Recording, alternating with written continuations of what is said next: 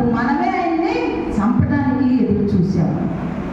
ఆయన వల్ల స్వస్థ పొందాము, ఆయన వల్ల అనేకమైన కష్టాలు తీర్చుకున్నాము, బాగుపడ్డాము. గుడ్డోళ్ళు, చెవిటోళ్ళు, మోగోళ్ళు అందరూ బాగుపడ్డారు, స్వస్థపడ్డారు. కుష్ఠరోగులు కూడా బాగుపడ్డారు. అయినప్పటికీ కూడా ప్రజల యొద్దకు వచ్చినప్పుడు, పరిపాలన యొద్దకు వచ్చినప్పుడు రాజ్యం వారిది కనుక రాజ్య పరిపాలనే చేయించున్నది. దేవుడి మాటలు ఎక్కడన్నా నెగ్గయ్యా, ఎక్కడన్నా తప్పులు పోయా, మంచి మాటలు చెప్పినప్పుడు ఆ మాటలు ఎవరు కూడా అంగీకరించలేదు. కనుకనే యేసయ్యని మనము సిలువేసిన వారంగా ఉన్నాము.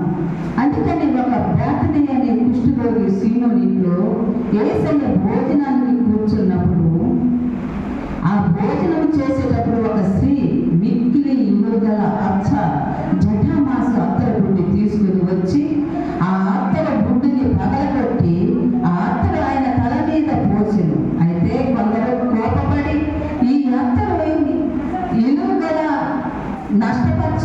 నష్టపరిచినేలా ఈ